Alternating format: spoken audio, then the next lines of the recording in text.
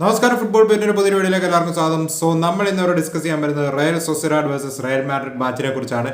Indian സമയം ഞായറാഴ്ച വെളുപ്പിനെ 12:30 നടക്കുന്ന മത്സരത്തിൽ സൊസൈഡാഡ് എവേയിൽ റയൽ അരീനയിൽ നമ്മൾ നോക്കാനായിട്ടാണെങ്കിൽ റയൽ മാഡ്രിഡ് കിലിയൻ എംബാപ്പയുടെ ആൻസലോട്ടിയുടെ റയൽ മാഡ്രിഡ് കളിക്കാനായിട്ട് പോവുകയാണ്.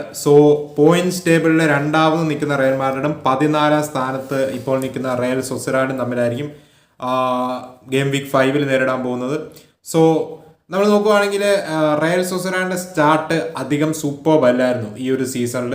റയൽ അരീനയിൽ അതായത് ഹോം ഗ്രൗണ്ടിൽ മത്സരിച്ച 2 മാച്ചിലും അവർ തോൽക്കുകയാണ് ഉണ്ടായത്. നമ്മൾ നോക്കുവാണെങ്കിൽ വലക്കാനോടും അതുപോലെ തന്നെ അലവസിനോടും ഹോം ഗ്രൗണ്ടിൽ തോൽവികൾ ഏറ്റുവാങ്ങുകയും ഗെറ്റാഫെ എവേയിൽ നമ്മൾ നോക്കുവാണെങ്കിൽ ഒരു ഡ്രോയും അതുപോലെ തന്നെ എസ്പാനിയോളിന് അഗേൻസ്റ്റും അത് എവേ മാച്ചായിരുന്നു തോന്നുന്നു 1-0 ഒരു വിക്ടറി നേടിക്കൊണ്ടേ 4 പോയിന്റുമായി 14ാം സ്ഥാനത്താണ് ഇമനോളുടെ സൈഡ് നിൽക്കുന്നത്. ഈ ഒരു സീസണിൽ സൊസൈഡാഡ് മേ ബി ഒരു ടോപ്പ് 4 കണ്ടന്റ് ആവും, ടോപ്പ് 4 റേസിലോ 10 ആവും. സൂപ്പർമെന്റിനെയൊക്കെ പിടിച്ചു നിർത്തി ഒരു പോസിറ്റീവ് സ്റ്റാർട്ടിൽ വന്നെങ്കിലും അവരുടെ മൊമെന്റ്, അവരുടെ സ്റ്റാർട്ട് അധികം സൂപ്പർബ് അല്ല. ഹോമിൽ ഇതുവരെ വിജയിക്കാനായിട്ട് അവർക്ക് സാധിച്ചിട്ടുമില്ല. കറണ്ട് പോയാൽ തന്നെ ലൈറ്റിങ്ങിന്റെ ഒരു വിഷയം ഉണ്ട്, ക്ഷമിക്കുക. അപ്പോഴത്തെ റയൽ മാഡ്രിഡിന്റെ കാര്യം നോക്കാനായിട്ടാണെങ്കിൽ 8 പോയിന്റുമായിട്ട് 2 വിജയവും 2 ഡ്രോയുമായിട്ട് പോയിന്റ്സ് ടേബിളിൽ രണ്ടാമതാണ് റയൽ മാഡ്രിഡ് ഉള്ളത്. ഇപ്പം നമ്മൾ നോക്കുവാണെങ്കിൽ എവേയിലെ 2 മത്സരത്തിൽ ലാസ് പാമാസ് എവയും മയോർക്ക എവയിലും 2 മത്സരങ്ങളിലും ഡ്രോയാണ് റയൽ മാഡ്രിഡ് വഴങ്ങിയത്. അതേസമയത്ത് ഹോമിൽ വലഡിയോളിനെയും അതുപോലെ തന്നെ ബെറ്റിസിനെയും തോൽപ്പിക്കുകയുണ്ടായി. എവേ മത്സരത്തിൽ ഈ സീസണിൽ ഇതുവരെ റയൽ മാഡ്രിഡിന് ജയിക്കാനായിട്ട് സാധിച്ചിട്ടില്ല. 31 മാച്ച് ഒരു അൺബീറ്റൺ റണ്ണിലാണ് ലീഗിൽ റയൽ മാഡ്രിഡ് പൊക്കോണ്ടിരിക്കുന്നത്. അത് എക്സ്റ്റെൻഡ് ചെയ്യാനായിട്ട് തന്നെയായിരിക്കും റയൽ മാഡ്രിഡ് വരിക. നമ്മളിവിടെ ഇഞ്ചറിയുടെ കാര്യത്തിലോട്ട് മറ്റുമൊക്കെ കിടക്കുവാണെങ്കിൽ സൊസൈഡാഡിന് വലിയൊരു അടി കിട്ടിയത് അവരുടെ ക്യാപ്റ്റൻ ഒസരവാൾ ഇന്റർനാഷണൽ ബ്രേക്കിനിടയിൽ ഒരു ഇഞ്ചറി പറ്റിയിരുന്നു. സ്പെയിന് വേണ്ടി മത്സരിക്കുന്നതിനിടയിൽ ഇന്റർനാഷണൽ ബ്രേക്കിൽ ഒരു നീ ഇഞ്ചറി ഉണ്ടാവുകയും ആൾ ഈ മത്സരത്തിൽ നിന്നും പുറത്തുമാണ്. അപ്പുറത്ത് റയൽ മാഡ്രിഡിന്റെ ഇഞ്ചറി ലിസ്റ്റിലോട്ട് നോക്കാനായിട്ടാണെങ്കിൽ അവർക്ക് പോസിറ്റീവ് വാർത്തകളാണ് മോർ ദാൻ നെഗറ്റീവ്സ് പറയാനായിട്ടുള്ളത്. പക്ഷേ ഇഞ്ചറി ലിസ്റ്റിൽ അലബയും കമവിംഗയും സെബാലിയോസും ഉണ്ട്. സെബാലിയോസിന് ഒരു ആംഗിൾ പ്രോബ്ലം ആണുള്ളത്. അതിനകത്ത് ഇവർ 3 പേരും കാണത്തില്ല. അതേസമയത്ത് ജൂഡ് ബെല്ലിംഗമും ചൗമനിയും ഫുൾ ട്രെയിനിങ് സെഷനിൽ പങ്കെടുത്തിട്ടുണ്ട്. പക്ഷെ അവർ സ്റ്റാർട്ട് ചെയ്യാനായിട്ടുള്ള സാധ്യത വളരെ കുറവാണ് കാണുന്നത്. ഐ തിങ്ക് മിക്കവാറും മോഡ്രിച്ചും അതുപോലെ തന്നെ ഗൂഡറോ അല്ലെങ്കിൽ ബ്രഹീം ഡിയാസോ സ്റ്റാർട്ട് ചെയ്യാനായിട്ടാണ് സാധ്യത ഇപ്പോഴും കാണുന്നത് മിഡ്ഫീൽഡിൽ. ആൻഡ് മിലിറ്റാവോ ഇന്റർനാഷണൽ ബ്രേക്കിൻ്റെ ഇടയ്ക്ക് നേരത്തെ തന്നെ പിന്മാറിയെങ്കിലും ചെറിയൊരു ഇഞ്ചറി ഇതുമായിട്ട് ആൾ ഈ മത്സരത്തിലേക്ക് ഫിറ്റാണ്, സ്റ്റാർട്ട് ചെയ്യുമെന്നാണ് കേൾക്കുന്ന റിപ്പോർട്ടുകൾ.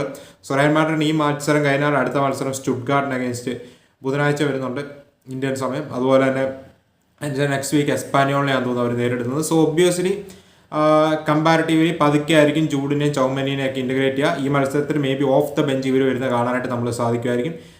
റയൽ സൊസൈഡാഡ് ഈവൻ ഇഫ് ഒരു മോശം സ്റ്റാർട്ട് ആണെങ്കിലും one of the toughest sides ആണ്. ഒബ്വിയസ്ലി ഈസി ആയിരിക്കും തരാം മത്സരം. അപ്പോൾ റയൽ മാഡ്രിഡിന്റെ ബിഗ്ഗസ്റ്റ് പോസിറ്റീവ് എന്താണെന്ന് വെച്ചാൽ ലാസ്റ്റ് ഗെയിമിൽ കിലിയൻ എംബാപ്പെ 2 ഗോളുകൾ സ്കോർ ചെയ്തു എന്നുള്ളത് തന്നെയാണ്. മേ ബി ആ ഒരു ഭാരം ആളുടെ തലയിൽ നിന്ന് പോയി. ഇനി ആൾ കുറച്ചുകൂടെ ഫ്രീലി കളിക്കും. ഈവൻ റയൽ മാഡ്രിഡ് സൈഡ് ആണെങ്കിലും അവരുടെ ഫുള്ളി ഫ്രീ ഫ്ലോ ഇൻറ്റൻസിറ്റി കളിക്കുമെന്നാണ് പ്രതീക്ഷിക്കുന്നത്. കാരണം എംബാപ്പയിലോട്ട് സ്കോർ ചെയ്യിപ്പിക്കുക എന്നുള്ള ഒരു പ്ലാൻ പോലെ കഴിഞ്ഞ കുറേ മത്സരങ്ങളും തോന്നിയിരുന്നു. ബട്ട് ഇനി അത് മേ ബി മാറുമായിരിക്കാം. കുറച്ചുകൂടെ ഫ്ലൂയിഡ് ആയിട്ടുള്ള റയൽ മാഡ്രിഡിനെ നമ്മൾ എസ്പെഷ്യലി കഴിഞ്ഞ മത്സരത്തിൽ ബെറ്റിസിൻ്റെ അഗേൻസ്റ്റ് സെക്കൻഡ് ഹാഫിൽ കാണുകയുണ്ടായി.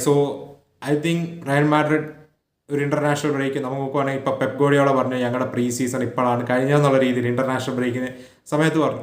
അതുപോലെ തന്നെ ആയിരിക്കും റയൽ മാഡ്രിഡ്. നമുക്ക് റയൽ മാഡ്രിഡ് ഒരു സ്ലോ സ്റ്റാർട്ടേഴ്സാണ്. ഈവൻ ഇഫ് അവർ പോയിന്റ്സ് ഒന്നും ഡ്രോപ്പ് ചെയ്തില്ലെങ്കിൽ അവരുടെ ആ ഒരു പക്ക ഫ്ലൂയിഡ് ഗെയിമിലോട്ട് വരെ ആ സീസൺ പ്രോഗ്രസ് ചെയ്യുമ്പോഴായിരിക്കും ആൻസലോട്ടി കണ്ടത്. ഒബ്വിയസ്ലി ഫസ്റ്റ് ഇന്റർനാഷണൽ ബ്രേക്ക് കഴിഞ്ഞ സ്ഥിതിക്ക് കിലിയൻ എംബാപ്പെ സ്കോർ ചെയ്ത സ്ഥിതിക്ക് കൂടുതൽ ബാലൻസ്ഡ് ആയ സ്ഥിതിക്ക് എസ്പെഷ്യലി ബെറ്റിസിന് അഗേൻസ്റ്റുള്ള സെക്കൻഡ് ഹാഫ് പെർഫോമൻസ് ഒക്കെ കണ്ട സ്ഥിതിക്ക് മേ ബി അവരിപ്പം ഇനിയുള്ള മാച്ചുകൾ കൂടുതൽ ബെറ്റർ ആയിട്ട് തന്നെ കളിക്കുമെന്നാണ് തോന്നുന്നത്. I think still favourites for the league Real Madrid തന്നെയാണ് വിത്തൗട്ട് എ ഡൗട്ട്. 4 പോയിന്റ് ഗ്യാപ്പേ ഉള്ളൂ ബാർസലോണയായിട്ട്, വലിയ ഗ്യാപ്പൊന്നുമില്ല.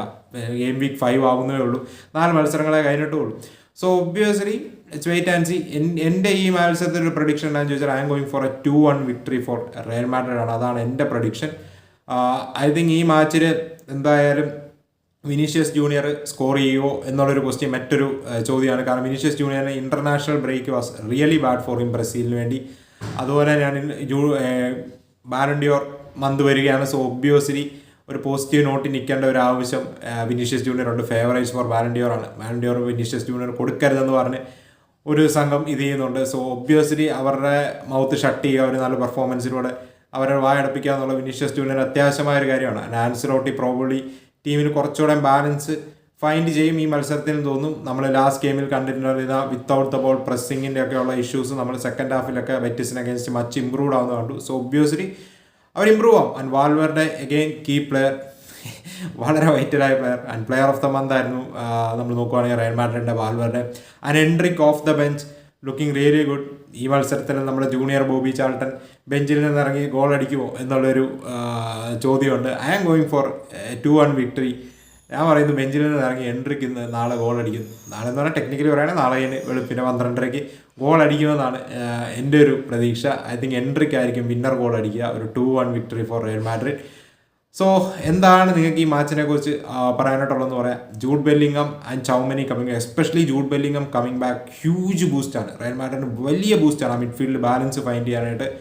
ആൻഡ് മറ്റൊരു വൈറ്റലായ ക്വസ്റ്റ്യൻ, ബ്രഹീം ഡിയാസ് സ്റ്റാർട്ട് ചെയ്യുമോ ഗൂളർ സ്റ്റാർട്ട് ചെയ്യുമോ എന്നുള്ളൊരു ക്വസ്റ്റ്യനാണ്. ഐ തിങ്ക് ജൂഡ് ബെല്ലിംഗാമിനെ ചാടിക്ക് സ്റ്റാർട്ട് ചെയ്യുമെന്ന് തോന്നുന്നില്ല. So maybe performance wise Brahim Diaz deserves start അല്ലേ. പക്ഷേ നമുക്ക് നോക്കാം, ഗൂളറും ഈക്വലി ഡിസേർവിംഗ് എന്ന് വേണേൽ പറയാം. അവിടെ ഒരു കൺഫ്യൂഷനുണ്ട്. അതോ ഇനി മോഡ്രിച്ചിനെ ബെഞ്ച് ചെയ്തിട്ട് ഇവരെ രണ്ടുപേരെ സ്റ്റാർട്ട് ചെയ്യുമെന്ന് എനിക്ക് തോന്നുന്നില്ല. I think Modric will start. So ലൈറ്റിങ്ങിന് നല്ല ഇഷ്യൂ ഉണ്ട് ഈ വീഡിയോയിൽ. സോറി, വീഡിയോസ് ഷൂട്ട് ചെയ്യാൻ തുടങ്ങിയപ്പോഴാണ് കറണ്ട് പോയത്. സോ ഒബ്വിയസ്ലി ചെറിയൊരു സ്ക്രീൻ ഇഷ്യൂ ആണ്, ക്ഷമിക്കുക. സോ നമ്മൾ പറ്റുവാണെങ്കിൽ ഈ മാച്ചിൻ്റെ ഒരു വാച്ചറവും പ്ലാൻ ചെയ്യുന്നുണ്ട്. അതുപോലെ തന്നെ ബാർസലോണ ജിറോണ ഉറപ്പായിട്ടും ഓണത്തിന് അന്നൊരു വാച്ചറവും വെക്കുന്നുണ്ട്. സോ നിങ്ങളുടെ സപ്പോർട്ട് പ്രതീക്ഷിക്കുന്നു. അപ്പം നിങ്ങളുടെ ഒപ്പീനിയൻസ് പറയാം, ഈ മാച്ചിനെ കുറിച്ചുള്ള അഭിപ്രായം പറയാം. അപ്പോൾ നമുക്ക് മറ്റൊരു വീഡിയോ കാണാം. അതിലേക്ക്